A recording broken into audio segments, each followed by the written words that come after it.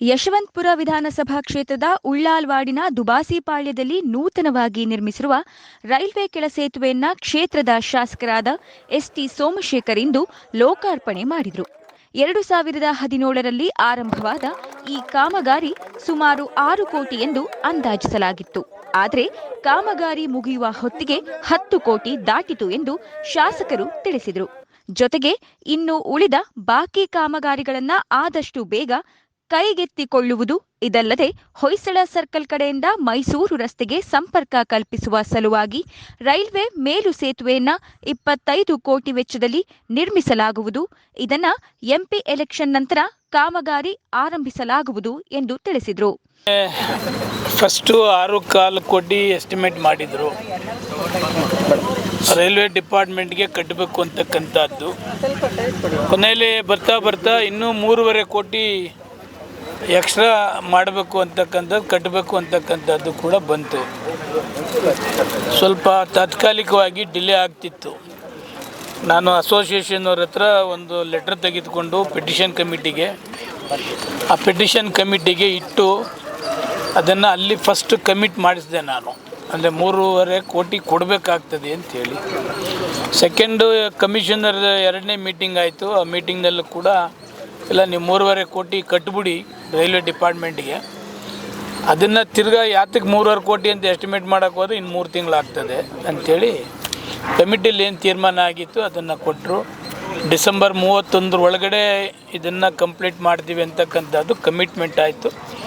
ಅದು ಸ್ವಲ್ಪ ಡಿಲೇ ಆಯಿತು. ನಮ್ಮ ಆರಿಫ್ ಅವರು, ಎಕ್ಸಿಕ್ಯೂಟಿವ್ ಇಂಜಿನಿಯರು, ಇದನ್ನು ವಿಶೇಷವಾಗಿ ಆಸಕ್ತಿಯನ್ನು ವಹಿಸಿ ಇವತ್ತು ಅದಕ್ಕೆ ಉದ್ಘಾಟನೆಗೆ ಕಾಲ ಕೂಡ ಬಂದಿದೆ. ಇದಕ್ಕೆ ಅಸೋಸಿಯೇಷನ್ನರ ಜೊತೆಗೆ ಬೇಕಾದಷ್ಟು ಜನ ಪ್ರತ್ಯಕ್ಷವಾಗಿ ಪರೋಕ್ಷವಾಗಿ ರೈಲ್ವೆ ಡಿಪಾರ್ಟ್ಮೆಂಟ್ ಇರ್ಬೋದು, ನಮ್ಮ ಕಾರ್ಪೊರೇಷನ್ ಇರ್ಬೋದು, ಪ್ರತಿಯೊಬ್ಬರು ಕೂಡ ಇದಕ್ಕೆ ಬೆನ್ನೆಲುಬಾಗಿ ನಿಂತಿದ್ದಾರೆ. ಇದನ್ನು ನನ್ನೊಬ್ಬನಿಂದ ಅಂತಕ್ಕಂಥದ್ದು ಇದು ಹೇಳಲಿಕ್ಕೆ ಆಗೋದಿಲ್ಲ. ಇದಕ್ಕೆ 100 ಜನ ವಾಲಂಟಿಯರ್ಸ್ ಇದ್ದಾರೆ. ಆಮೇಲೆ ಸಪೋರ್ಟ್ ಮಾಡ್ತಕ್ಕಂಥವ್ರು ಇದ್ದಾರೆ. ಕೆಂಗೇರಿ ಉಪನಗರ, ಭೈರವೇಶ್ವರ ಈ ಕಡೆ ಎಲ್ಲ ಲೀಡರ್ಗಳು ಕೂಡ ಇದು ಒಂದು ಅಂಶ ಆಗಲೇಬೇಕು ಅಂತಕ್ಕಂಥದ್ದು ಅವರೆಲ್ಲರ ಪ್ರಯತ್ನ ಇವತ್ತು ಕೂಡಿದೆ. ಇನ್ನೊಂದು ಸ್ವಲ್ಪ ಕೆಲಸ ಇದೆ. ಅದನ್ನ ಆರಿಫ್ ಅವರು ಅದನ್ನು ಕಂಪ್ಲೀಟ್ ಮಾಡ್ತಕ್ಕ ನೀತಿ ಸಂಹಿತೆ ಬರ್ತದೆ ಅಂಥೇಳಿ ಇವತ್ತು ಲೋಕಾರ್ಪಣೆ ಕೂಡ ಮಾಡಿದ್ದೇವೆ. ಆ ಕಡೆ ಈ ಕಡೆ ರೂಫ್ ಒಂದು ಎರಡು ಮಿಕ್ಕಿದ್ದು ರೈಲ್ವೆ ಕೆಲಸ ಏನಿರ್ತದೆ ಅದು ಕಂಪ್ಲೀಟ್ ಆಗ್ತದೆ. ಆ ಕಡೆ ಈ ಕಡೆ ಎರಡೂ ಕೂಡ ಕಾಂಕ್ರೀಟ್ ಕೆಲಸನೂ ಕೂಡ ಆಗ್ತದೆ. ನಮ್ಮ ಫಾದರ್ಗಳು ಪಾಪ ಕಾಲೇಜ್ ಸ್ಟೂಡೆಂಟ್ಸ್ ತೊಂದರೆ ಆಗ್ತಾಯಿತ್ತು, ಅದನ್ನು ಓಡಾಡೋಕ್ಕಾಗಲ್ಲ ಅಂದರು, ಅದನ್ನು ಕೂಡ ಕಾಂಕ್ರೀಟ್ ಆಗ್ತದೆ. ಫಾದರ್ಸು ಕೂಡ ಇದಕ್ಕೆ ಅದು ಆಗಿದೆ. ಸುಮಾರು ಅದು 25 ಕೋಟಿ ಎಸ್ಟಿಮೇಟ್. ಅದು ಬಡ್ಜೆಟ್ನಲ್ಲಿ ಅದು ಕೂಡ ಘೋಷಣೆ ಆಗಿದೆ. ಈ ನೀತಿ ಸಂಹಿತೆ ಮುಗಿದಾದ ಮೇಲೆ ಅದನ್ನು ಕೂಡ ಪ್ರೋಸೆಸ್ ಮಾಡ್ತಕ್ಕಂಥದ್ದು ಮಾಡ್ತಾರೆ. ಈಗ ಆಲ್ರೆಡಿ ಅನೇಕ ಸಾರಿ ನಾನು ನಮ್ಮ ಇವರು ಎಲ್ಲ ಕೂಡ ರಾಹುಲ್ ಮತ್ತು ಮಿತ್ರರು ಇನ್ನೂ 10-15 ಜನ ರೈಲ್ವೆ ಡಿಪಾರ್ಟ್ಮೆಂಟ್ ಮೀಟಿಂಗ್ ಮಾಡ್ತಕ್ಕಂಥದ್ದೆಲ್ಲ ಕೂಡ ಈಗ ಪ್ರೋಸೆಸ್ ಆಗಿದೆ. ಮುಂದೆ ಅದನ್ನು ತೆಗೆದುಕೊಳ್ತೀವಿ, ಇದು ಕ್ಲಿಯರ್ ಆಗ್ತದೆ. ಇದಕ್ಕೆ ಯಾರು ಪ್ರತ್ಯಕ್ಷವಾಗಿ ಪರೋಕ್ಷವಾಗಿ ನಮ್ಮ ಈ ಕೆಲಸ ಆಗಬೇಕಾದ್ರೆ ಕೈ ಜೋಡಿಸಿದ್ದಾರೆ, ಅವರೆಲ್ಲರಿಗೂ ಕೂಡ ಈ ಭಾಗದ ಸೇವಕನಾಗಿ ನಾನು ತುಂಬ ಹೃದಯದ ಅಭಿನಂದನೆಗಳನ್ನು ಹೇಳ್ತೀನಿ. ಕುಡಿಯುವ ನೀರು ಭಾಳ ಆಕಾರ ಎದ್ದಿದೆ. ನಾನು ಸರ್ಕಾರದಿಂದ ಸುಮಾರು 27 ಕೋಟಿ ಹಣವನ್ನು ಬಿಡುಗಡೆ ಮಾಡಿಸಿದ್ದೇನೆ ಯಶವಂತಪುರ ನಮ್ಮ ಕ್ಷೇತ್ರ ಕಾನ್ಸ್ಟಿಟ್ಯೂಯೆನ್ಸಿಗೆ. ಈಗ ಆಲ್ರೆಡಿ 48 ಬೋರ್ನ ತೆಗೆಸಿದ್ದೇವೆ. ಇನ್ನು 52 ಬೋರ್ವೆಲ್ಲು ಬ್ಯಾಲೆನ್ಸ್ ಇದೆ. ಈಗ ಈ ವಾರ್ಡು ಉಳ್ಳಾಳ್ ವಾರ್ಡ್ಗೆ 4-5 ಎಸ್ಟಿಮೇಟ್ ಮಾಡಿದ್ದಾರೆ. ಸದ್ಯಕ್ಕೆ 4 ಮಾತ್ರ ಹೊಡೆದಿದ್ದೇವೆ. ಈಗ ಭೈರವೇಶ್ವರ ನಗರ, ಜ್ಞಾನ ಭಾರತಿದು, ಆಮೇಲೆ ಉಳ್ಳಾಳ್ ಆ ಕಡೆ RR ಲೇಔಟ್ ಇರ್ಬೋದು, ಹೀಗೆ ಇನ್ನೂ ಬರ್ತದೆ. ಈಗ 5-6 ಇಲ್ಲಿಗೆ ಹೊಡಿಬೇಕಾಗ್ತದೆ.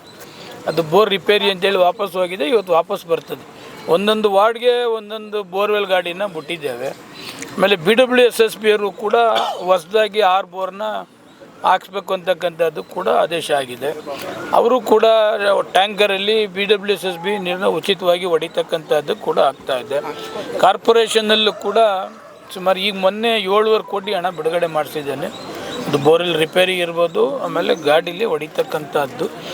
ಕುಡಿಯುವ ನೀರಿಗೆ ಎಲ್ಲೂ ಕೂಡ ತೊಂದರೆ ಆಗಬಾರ್ದು ಅಂತಕ್ಕಂಥ ರೀತಿಯಲ್ಲಿ ಪ್ರತಿ ಸ್ಟೇಜಲ್ಲೂ ಕೂಡ ಅದು ಬೋರ್ವೆಲ್ ಇರ್ಬೋದು, ಟ್ಯಾಂಕರ್ ಇರ್ಬೋದು, ಹಳೆ ಬೋರ್ವೆಲ್ ರಿಪೇರಿ ಮಾಡ್ತಕ್ಕಂಥದ್ದಕ್ಕೂ ಕೂಡ ಈಗ ಸ್ಯಾಂಕ್ಷನ್ ಆಗಿದೆ. ಈಗ ಇನ್ನೊಂದು ಎಲ್ಲ ಘಟಕ ಇದೆ, ಸುಮಾರು ಇದೆಲ್ಲ ಮುಚ್ಚೋಗ್ಬಿಟ್ಟಿದ್ದಾವೆ. ಘಟಕ ಸ್ವಲ್ಪ ವ್ಯತ್ಯಾಸ ಆಯ್ತದು, ಯಾರೋ ಮಾಡಿದ್ದು ಅಧಿಕಾರಿಗಳು ಸರಿಯಾದ ರೀತಿಯಲ್ಲಿ ಮಾಡಲಿಲ್ಲ. ಅದು ಏನೋ ಟೆಂಡರ್ ಮಾಡಿ ಕೊಡೋಕ್ಕೆ ಹೊರಟಿರೋದು, ಅದೇನು ಅಂಥ ಲಾಭ ಏನು ಬರೋದಿಲ್ಲ. ಅದರಲ್ಲಿ ಒಬ್ಬನಿಗೆ 5,000 10,000 ಸಂಪಾದನೆ ಮಾಡೋದೇ ಕಷ್ಟ ಆಗ್ತದೆ. ಒಬ್ಬ ಅನ್ಎಂಪ್ಲಾಯ್ಮೆಂಟ್ಗೆ ಎಂಪ್ಲಾಯ್ಮೆಂಟ್ ಆಗ್ತದೆ ಅನ್ನೋ ದೃಷ್ಟಿಯಲ್ಲಿ ನಾವು ಎಲ್ಲರಿಗೂ ಮಾಡಿದೋ. ಇದ್ಯಾರೋ ಕೆಲವರು ಅದನ್ನು ದೊಡ್ಡ ಇದಿಟ್ಕೊಂಡು ಇದನ್ನು ಟೆಂಡರ್ ಮಾಡ್ತಕ್ಕಂಥದ್ದು, ತಿಂಗ್ಳಿಗೆ 50,000, ವರ್ಷಕ್ಕೆ ಅಷ್ಟು ಕಟ್ತೀವಿ ಇಷ್ಟು ಕಟ್ತೀವಿ ಅಂತೇಳಿ ಸುಮ್ಮನೆ ಅನ್ನೆಸೆಸರಿ ಆಗಿ ಅದು ಈಗ ಭಾಳ ಕಷ್ಟಕ್ಕೆ ಬಂದಿದೆ. ಅದನ್ನು ಕೂಗ್ಬಿಟ್ರು, ಪೊಲಿಟಿಕಲ್ ಮಾಡಿದ್ರು, ಅದನ್ನ ರಾಜಕೀಯ ಮಾಡಿ ಅವನ್ಯಾರೋ ಮಾಡ್ತಾನೆ, ಅವನಿಗಿಂತ ಜಾಸ್ತಿ ಕೂಗಬೇಕು ಅಂತಕ್ಕಂಥದ್ದು ಮಾಡಿ ಈಗ 50% ಮುಚ್ಚೋಯ್ತಾವೆ. ಅದಕ್ಕೆ ನಾನು ಕಾರ್ಪೊರೇಷನ್ ಕಮಿಷನ್ ರಿಕ್ವೆಸ್ಟ್ ಮಾಡಿದ್ದೇನೆ. ಈಗ ಅವ್ರದ್ದೇ 1,45,00,000 ಅನುದಾನ ಬಿಡುಗಡೆ ಆಗಿದೆ. ನೀರಿನ ಘಟಕಗಳನ್ನ ರಿಪೇರಿ ಮಾಡಬೇಕು ಕಾರ್ಪೊರೇಷನ್ನರೇ, ಆಮೇಲೆ ಎಲೆಕ್ಟ್ರಿಕ್ಕು ಅವರೇ ಕಟ್ಕೋಬೇಕು, ಕಾವೇರಿ ನೀರನ್ನು ಕೂಡ ಅದಕ್ಕೆ ಅವರೇ ಸಪ್ಲೈ ಮಾಡಬೇಕು. ಈ ಮೂರನ್ನು ಕೂಡ ಕಾರ್ಪೊರೇಷನರು ಮಾಡ್ತಕ್ಕಂಥದ್ದಕ್ಕೆ ಈಗ ಚಾಲನೆ ಕೊಡ್ತಾ ಇದ್ದೀವಿ. 10-12 ದಿವಸದಲ್ಲಿ ಅದನ್ನು ಕೂಡ ರೆಡಿ ಮಾಡಿ. ಇದೇ ವೇಳೆ ಮಾತನಾಡಿದ ಶಾಸಕರು, ಕುಡಿಯುವ ನೀರಿನ ಅಭಾವ ತಪ್ಪಿಸಲು ಪ್ರತಿ ವಾರ್ಡಿಗೂ 7 ಬೋರ್ ಕೊರೆಸುವುದಕ್ಕೆ ಅನುಮತಿ ಸಿಕ್ಕಿದ್ದು ಶೀಘ್ರದಲ್ಲೇ ಕೊರೆಸಲಾಗುವುದು. ಹಾಗೆ ಶುದ್ಧ ಕುಡಿಯುವ ನೀರಿನ ಘಟಕಗಳನ್ನು ಇನ್ನು ಮುಂದೆ ಪಾಲಿಕೆಯಿಂದಲೇ ನಡೆಸಲಾಗುವುದು ಎಂದು ತಿಳಿಸಿದರು. ಇದೇ ಸಂದರ್ಭದಲ್ಲಿ ಮಾತನಾಡಿದ ಜ್ಞಾನ ಭಾರತಿ ಕ್ಷೇಮಾಭಿವೃದ್ಧಿ ಸಂಘದ ಅಧ್ಯಕ್ಷರೂ ಆದ ಸಿದ್ದರಾಮು, ಈ ಸೇತುವೆ ನಮ್ಮ ದಶಕಗಳ ಕನಸಾಗಿತ್ತು, ಇಂದು ಅದು ನನಸಾಗಿದೆ. ಈ ಕೆಲಸಕ್ಕೆ ಶ್ರಮಿಸಿದ ಅಧಿಕಾರಿಗಳು ಹಾಗೂ ಶಾಸಕರಿಗೂ ತಮ್ಮ ಅಭಿನಂದನೆಯನ್ನ ಸಲ್ಲಿಸಿದರು. ನಾನು IB officers housing society president Girish Kalmutge. ನಾವು ಸಿದ್ದರಾಮಯ್ಯ ಜೊತೆಗೆ ಕೈ ತುಂಬಾ ಸಹಾಯ ಮಾಡಿದ್ವಿ. ತುಂಬಾ ಏನ್ ಮಾಡಿಲ್ಲ, ಆದ್ರೆ ನಮ್ಮ ಕೈಯಿಂದ ಆದಷ್ಟು ಅಷ್ಟು ಮಾಡಿದ್ವಿ.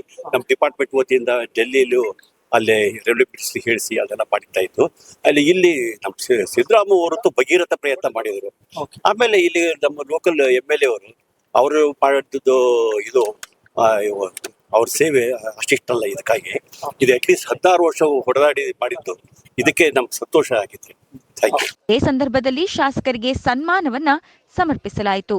ಒಟ್ಟಿನಲ್ಲಿ ಸುತ್ತಿ ಬಳಸಿ ಮನೆ ತಲುಪಬೇಕಾಗಿದ್ದ ವಾಹನ ಸವಾರರಿಗೆ ಈ ಸೇತುವೆಯಿಂದ ಸಮಯ ಹಾಗೂ ಇಂಧನವು ಉಳಿತಾಯವಾಗಿ ನೆಮ್ಮದಿಯ ಉಸಿರು ಬಿಟ್ಟಿದ್ದಾರೆ.